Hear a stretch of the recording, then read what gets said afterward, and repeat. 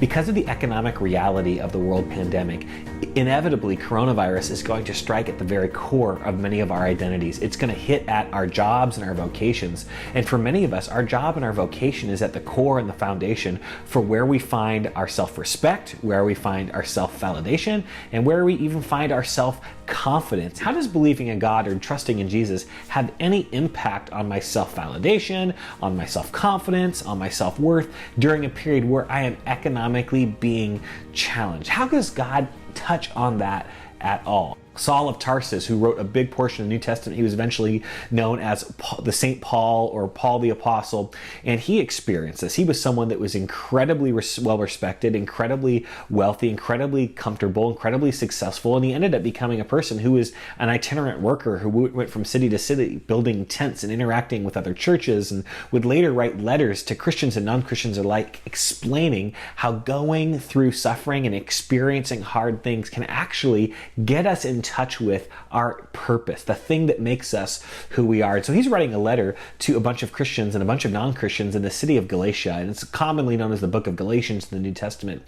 But he's writing about this very issue when our core identity is attacked. The things that make us who we are uncertain. For many of us, we are what we do. In fact, our vocation and our work and how we perform at work often is the core of our self-respect and our self-validation and our self-confidence. And so anytime that's challenged, it can be really difficult for us. It can be emotionally painful. It can be exhausting. It can be tiring. It can even be downright frightening. And the Apostle Paul is writing to people who have a similar worldview, where they believe that they are what they do. And he starts to recognize that there's actually kind of a dark side of this philosophy that he wants to help us understand. And writing it, he says this in the book of Galatians: "I never boast except in the cross of our Lord Jesus Christ, through which the world has been crucified to me, and I to the world. Neither circumcision nor uncircumcision means anything. What counts is being in a new creation." The Apostle Paul is speaking to something that we all do. Every single one of us have a source for our identity, for our self-worth, for our self-validation, and for our self-confidence. When someone actually gives their life to Christ, there's a transformation that happens. There's an old way and an old source of which we find those things that is put to death, it's crucified, it's executed, so to speak, and there's a new life. And he draws on this illustration of Jesus, that someone who is he was crucified, he was buried, and then he was resurrected into new life. And he's saying the same thing happens in us when we place our trust and faith in Jesus. The source used to be those old things, and now it's actually the work of Jesus. And that actually has huge and profound implications for us. He uses the illustration of circumcised and uncircumcised. That was a religious way of defining the world between the good people and the bad people. We do this ourselves all the time. This is not a religious thing. This is just a people thing. We divide humanity into the good people and the bad people, whether it's progressive or conservative, whether it's Democrat or Republican, whether it's the moral or the immoral, whether it's the altruistic or the selfish, whether it's the corporate or the small business, whether it's people who are kind and loving and accepting versus people who are bigoted. We tend to draw the world into the good people and the bad people, our goal being to be on the good side of the line. There's a danger that comes by living our life in this way.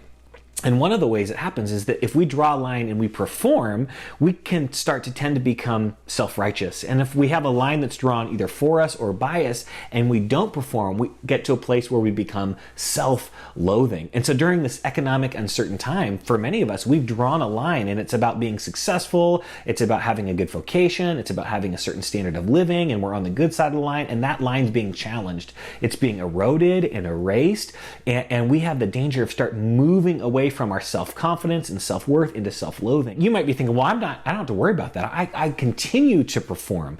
But one of the things I know about this self-confidence that can come from our performance is it can eventually become self-righteousness, where we actually start to look down on other people who can't perform because we happen to be on the good side. One of my favorite authors, her name is Brene Brown. She has done a bunch of research on how people work. She's a sociologist and she's a statistician, and she's dug into a lot of how relationships work through shame and through acceptance. And this is what she said about people who happen to be on the good side of the line who are performing. Self-righteousness is the armor of self self-loathing. What Brene Brown is getting at is that for many of us, the reason why we draw the line where we are, and we work so hard to be on the good side of the line, is because really we're trying to cover up our shame, we're trying to cover up our self-loathing. And our deepest fear, our deepest insecurity is that we can no longer perform, because when we no longer perform, then we drift over and cross the line. And what happens in that moment is we tell ourselves, or someone tells us, see, you're not one of the good people. You never were. You never could perform. You never could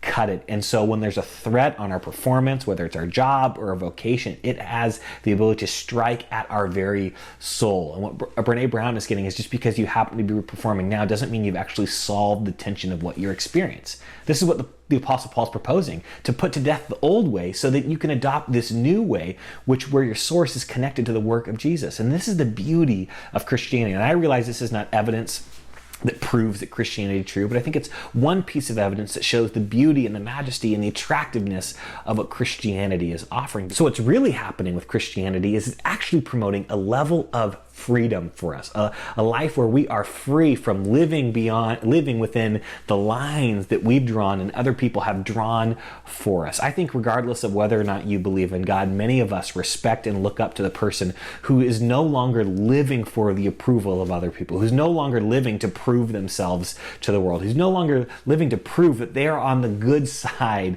of the line. In fact, this is what the Apostle Paul says in the beginning of the letter to the Galatian church. He says, am I living for the approval of others? No, I'm not living for the approval of others. I'm living for the approval of Jesus. What he's saying is, I've experienced radical freedom from trying to be one of the good people, of trying to be one of the people that's proved that they're worthy and that they're valuable and that they're one of the people that should be respected. Instead, I'm living to just serve God. And there's a radical freedom that comes with this. And with this radical freedom, it actually can lead us to a place where we can actually love people more completely.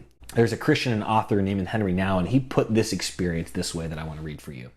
This experience of God's acceptance frees us from our needy self and thus creates a new space in our life where we can pay selfless attention to others. This is what he's talking about here. He's connecting to what the Apostle Paul is talking about, that we can live a life where we are set free from the need to be validated as successful, as people who've got great vocations, as people who are wealthy enough or kind enough or loving enough or moral enough, all the things that the COVID-19 could strike at during this next season. He's saying we can be free from that. And when we're free from that, the beauty of this is we're free to actually fully accept and love other people. Here's what I know.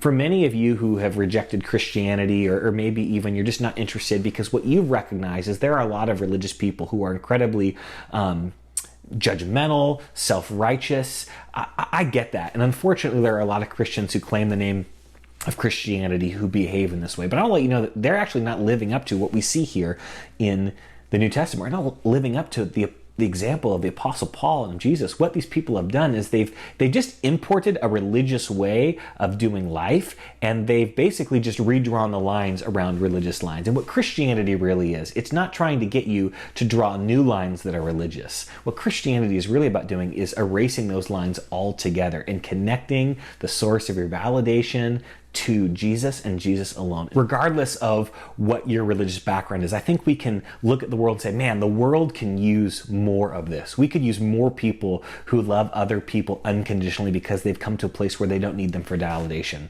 We would love to have more people that are filled with recognizing that I don't need to be performing well, whether it's economically, vocationally, to be the kind of person that can just give and serve and accept unconditionally. So when it comes to having a conversation about this, maybe with your religious friend or with your irreligious friend, I think one of the things that would be a great conversation starter is, where do you draw the line oftentimes between good and bad? Are there any people that you look up to and you respect that say, man, I love what they've achieved. I love how they live their life. I find the way that they live and what they stand for to be something that's inspiring. And ask your friend, whether they're religious or irreligious, about that, and have that, draw that out. Because what I think for many of us is we become so polarized by political talking points and by religious and irreligious talking points, that we use talking points at one another rather than really getting to know one another. And what I think you'll find, regardless of what you believe about God, is that there are some common grounds about the things that we look forward to that we can have a connection in. And if you're a Christian,